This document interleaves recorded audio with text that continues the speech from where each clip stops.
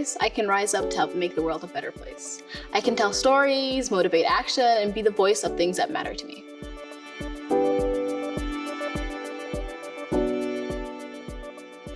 Hi, I'm Munira. I'm a Stanford student and I really care about contributing to marginalized communities. To be honest, I might care a little too much, but I just really love going right in and using my voice for change. So for a very long time, I've been super aware of what is right and what is wrong, and I've always been good at speaking in front of a crowd, reading a room, and giving people my opinion about certain topics. I was born in the US, but I spent a lot of my childhood in Kenya, and in both places, I witnessed a lot of injustice and a lot of stories that just had to be shared. Over the years, I've learned the true power of speaking up, and I've been able to use my voice to inspire action for social good in my community. Along the way, I picked up a whole bunch of tips on public speaking that I would love to share with you. So I believe that public speaking is made up of 3 different things: the topic, the speech, and the presentation.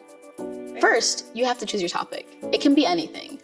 For me, I usually give speeches about injustices my community is facing. For you, talk about anything that you're passionate about or anything that you feel like you have to advocate for. Once you know your topic, learn all about it. Try to know it backwards and forwards. This will help you structure your speech in any way or any manner you feel like is important. But it's also really important that your speech isn't just about your opinion.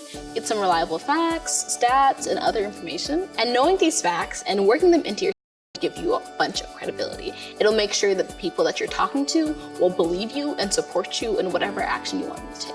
Now, you've done a bunch of research, it's time for you to start preparing your speech. Before you begin to craft your message, you have to know your audience. This will help you determine what you need to say and how you will need to say it, and knowing your audience really well will help you tailor your message in a way that is most convincing.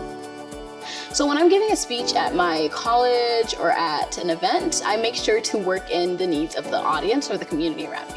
Little details like that will help motivate your audience and make them want to care as much as you do or want to take action. Create a framework for your speech by writing down the topic, the background information, and your solution. You can add in personal stories and action you want your audience to take after your speech. Personally, I don't script my speech. I don't write down what I'm going to say or what words I'm going to say. I write down an outline because I will know where my conversation is going, but it allows me to be so much more free when I'm speaking. So just in case the conversation will need to shift or needs to take another avenue, I'll be able to adapt. I'll be able to predict where we're going. In my opinion, the best kind of speeches are those where you feel like the people are talking directly to you and not giving a speech to an entire crowd.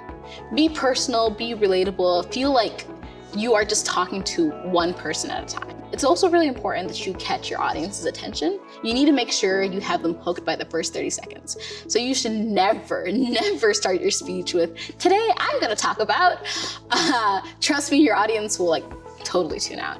Instead, use a startling statistic, an interesting anecdote, or a concise quotation.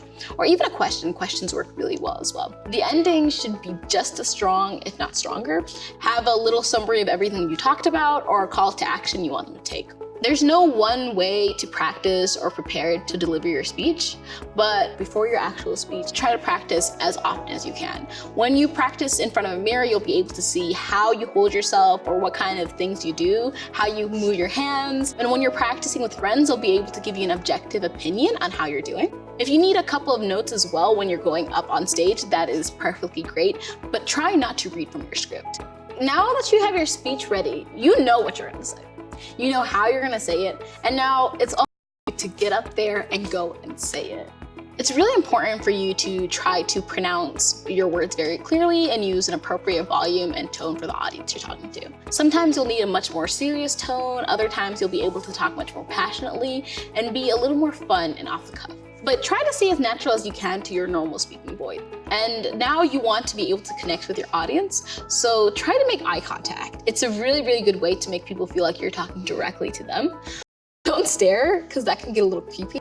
Let your eyes roam through the crowd. Try to connect with different people. Try to make people feel like you're speaking to them. And another really good way to connect with your audience is using hand gestures. Just be careful not to use too many because it takes your attention off of what you're saying. The biggest thing of all is being yourself. Your passion and your emotion will naturally come through, so be true to yourself and your topic. Every single time that I give a speech, I get really nervous right beforehand, but I take a deep breath and I remind myself that this speech doesn't define me. It doesn't define the movement, it doesn't define the things that we're advocating for, and it's just the beginning.